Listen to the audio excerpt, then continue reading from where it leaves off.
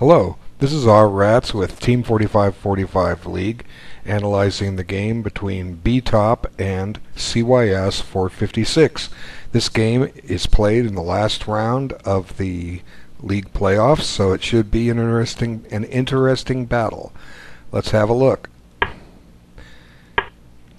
Okay, nothing wrong with G3. We can still get into a lot of the mainline English variations.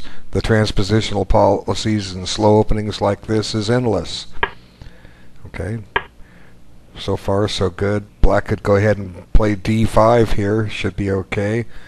But a lot of moves will equalize, and Black's really going to have an equal game for a while here. Okay, a lot of theory frowns on bishop c5, yet in practice it seems to hold up quite well. The theoretical idea to take advantage of it is to play e3 and then prepare and follow up with d4. And that's not always as easy said as done, because right now Black owns d4 with 3 guys on it, so White's going to have to bring a knight in to help out. But 5e3 here is a perfectly good move. d3 is fine too, and you would just avoid it. What White played is kind of interesting. It gives Black an opportunity to do something, try to take advantage of a theme, which I've already covered in these Team 4545 videos, and if you guys would look at them more, you'd learn a few tricks. And it's a slight variation of the center fork trick. Here I'll show you. What Black could do is play e4. Now there's not going to be a center fork trick here necessarily, but the theme of it will come up. Okay, let me show you. A lot of times this move is just plain out bad, because White will play knight g5 and he's ganged up on e4 and it's a goner. But there's a little tactic here that Black can do, a la the center fork trick, and there's the point is the knight's going to go to g5 with check, and the knight on g4 with check, and the knight on g5 falls. So White's got a little dilemma here, where to park the king. Probably the best square is g1. e1, it's just going to be caught in the center and he can't castle short, so g1, and we try to eventually play h3 and king h2 and hang on here. But Black has some activity. Now, whether that's a threat or not, White has resources, but White needs to get his pawn back. And Black's okay here. And the difference between this and the other center fork trick positions is the pawn on c4. That pawn normally isn't on c4 when this happens with colors reversed. So at the same time, the white queen side position is undeveloped, but then again so is Black's. But Black's is coming out here real quick, so we'll just back the queen up. Well, actually we can play here, keeping an eye on f2, and the game's probably even. White does have the bishop pair, but White's not got the exact game he would normally get out of an English opening. He's given up a little bit in that respect. So White can still try and play for a win with the bishop pair, but there's a few fundamental differences in this and the normal center fork trick that make it worth consideration for Black. It's a pretty advanced strategy. I've kind of explained some of the reasoning for it. But if you get an opportunity like this as Black, do it. Okay, let's go back to the main line. What happened? Okay, Black plays d6 and White plays d3. Now all the center fork trick ideas are gone, but then again White's missed his shot at e3, and now e4 is a mistake, because White plays knight g5 and surrounds and wins the pawn. But nothing wrong with d3. White still has an even game, the advantage of the first move, and that's it. Okay. Now White decides he's going to expand on the queen side and go after some squares and chase the bishop, but Black says, no, I'll have none of that. Okay, E3. Now we're going to get D4 and eventually a tempo down. So white couldn't push D4 yet because C4 hung, so prepares it. But then black gets his thematic D5 in. The pawn did move twice to get there when it could have moved there once, but, well, you can't have everything. Okay. But now the position really is dead even. White's got a backward pawn on the open file on D3. Development is just about even. White can catch up here if he develops his bishop. But black really has nothing to fear here. Defending E5. And here black makes, I believe, not a serious error, but a poor move nonetheless, and that's King H8. And really, there was no need for that. Sometimes you do a move like this in order to drop the bishop back to G8, but there's nothing going to force that bishop back to G8. You've just pushed your king farther away from the center of the board when an eventual ending comes. Much better to just develop a piece, connect the rooks. Black's a tempo ahead here in development. White does the same, parks his queen on C2 to keep an eye on B3. Black just puts a rook on the open file and dares white to show him his plan to win. And a draw for black is perfectly fine here. It's a team event, and you're playing black. If you draw this game, you get 2 out of 3 whites on your last 3 boards. The odds would be in your favor to win the match ever so slightly. So black shouldn't be thinking about playing for a win here. Just make white overextend and prove that he has a win and keep the draw in hand. Okay, so King H8. Oops, King H8. Not a good move, but it shouldn't cost black the game. Okay, now we're going to get a wholesale exchange of some pieces here.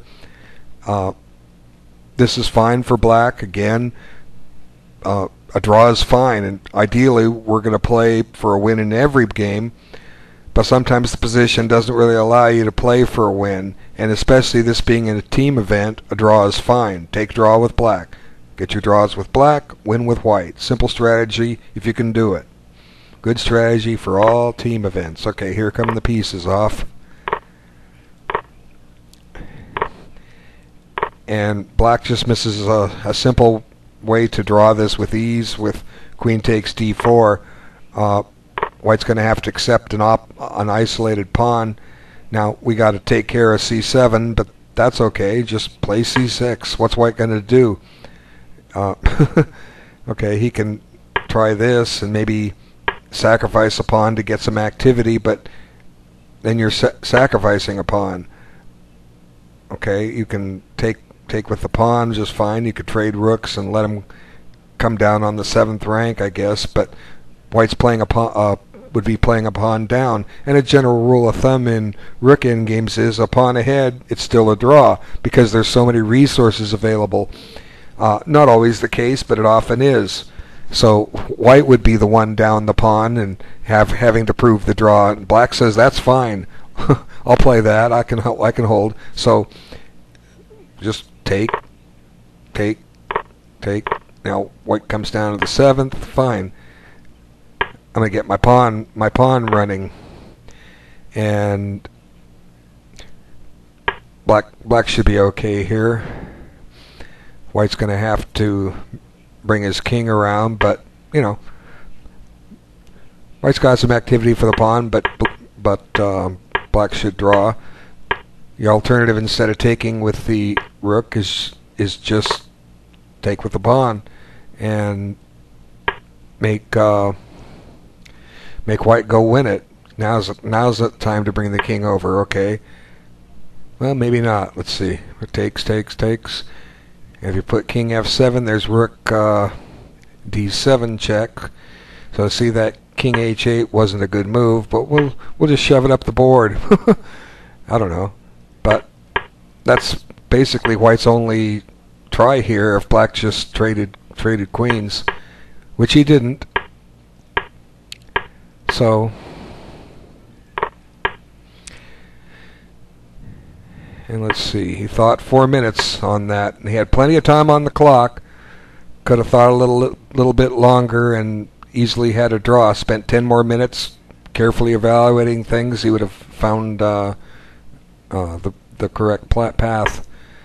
So once again, black spends some time and just comes up with a faulty plan. There's nothing wrong with taking a draw here. Nothing at all. Just trade queens and play c6. Takes c6. How's white going to win this? It's going to take a serious blunder by black. But instead, black spends about 7-8 minutes on the move and comes up with this check. And a lot of times when you're analyzing variations, there's all kinds of replies. But in this case, everything is it follows a forcing sequence. If white plays f3, which he did, you've got to say, okay, now my queen's under attack. Where am I going to put the queen? Any place I put the queen, he takes a pawn. Therefore, I must counterattack a pawn.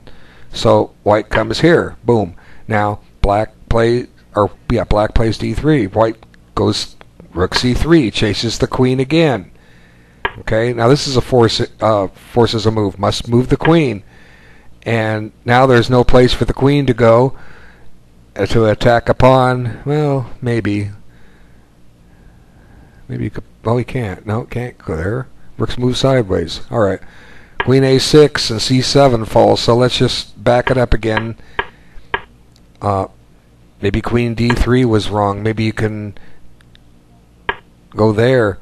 Then you're keeping an eye on both pawns. It's just a possibility. I'm not gonna double check, but let's see. Well, take one more look. f3, queen e6. Oops. Queen e6.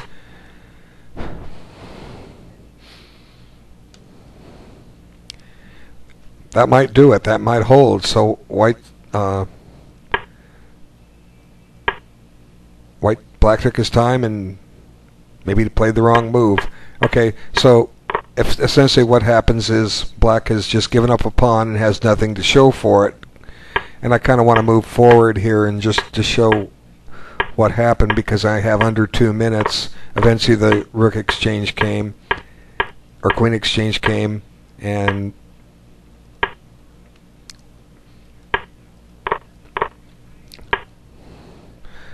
here white played too quick. I believe this move is fine.